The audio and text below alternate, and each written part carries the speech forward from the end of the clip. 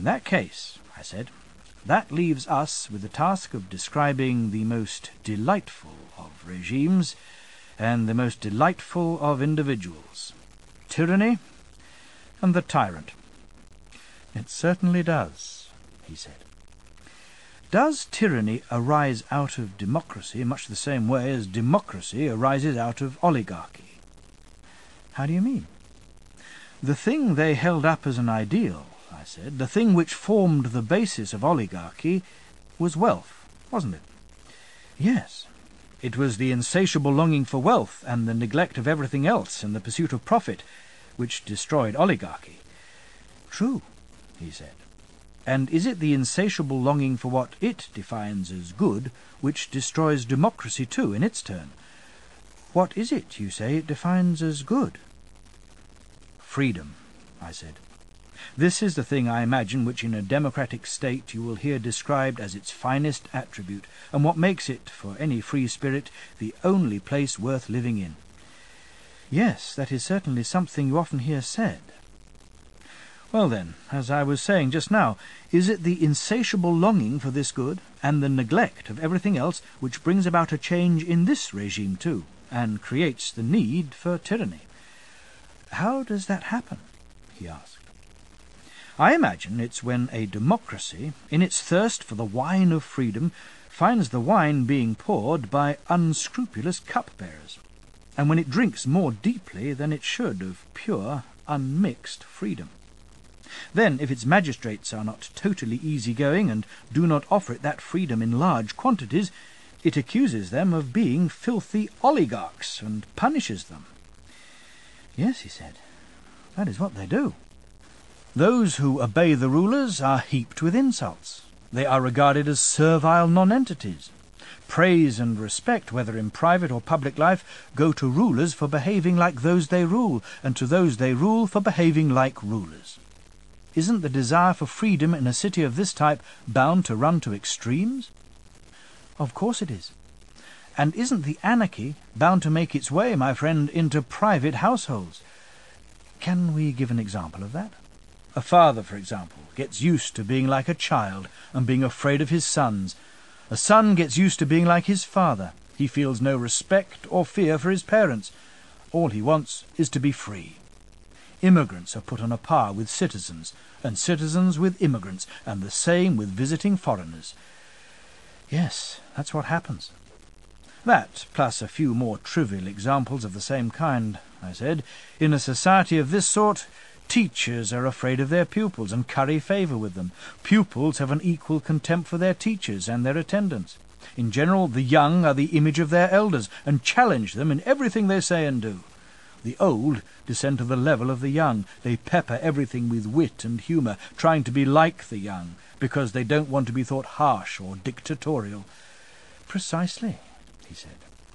But the extreme limit of freedom in a city of this kind comes when those who have been bought as slaves, whether male or female, are every bit as free as those who bought them.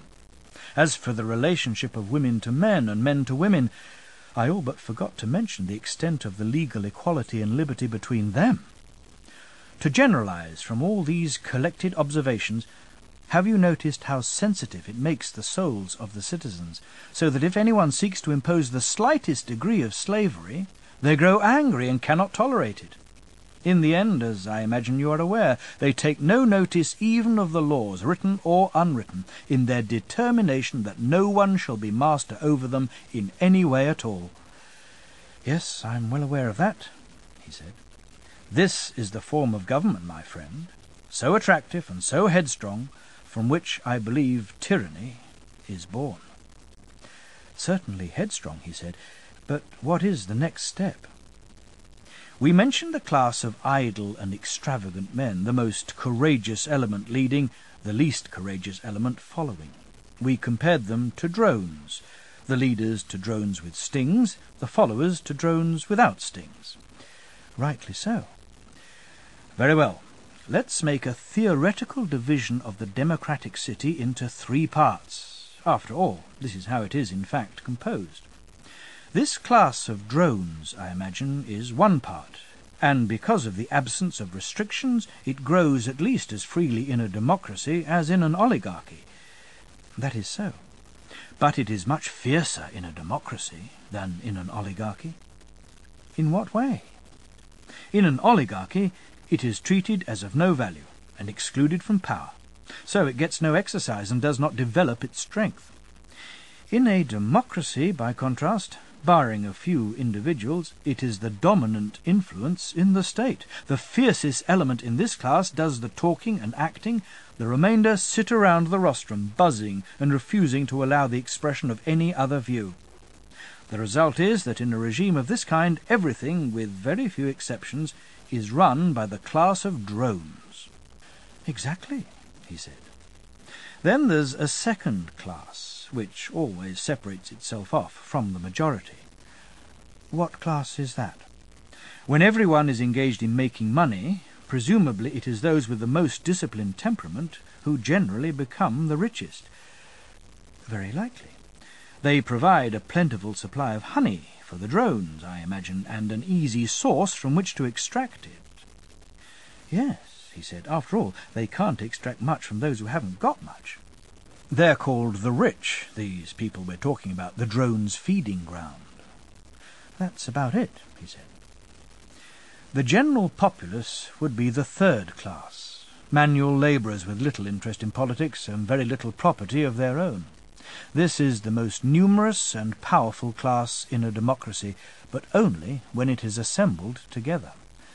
It is indeed, he said, but if it isn't getting some share of the honey, it is reluctant to assemble very often. That's why it always does get a share of it, if its leaders have anything to do with it. They take it away from those who possess property and distribute it among the people, keeping only the lion's share for themselves. Yes, the people do get a limited share of that sort, he said.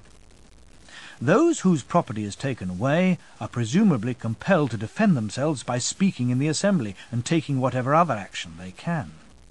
Of course. Even if they have no desire at all for revolution, they are accused by the others of plotting against the people and being oligarchs. Naturally. In the end, when they see the people attempting to injure them, not maliciously, but out of ignorance, misled by their opponents, at that point, whether they like it or not, the rich really do become oligarchs, though not from choice. This, too, is an evil implanted in them by the stings of the drone we were talking about. It is indeed. Then you get impeachments, litigation, and lawsuits between the two classes. You certainly do.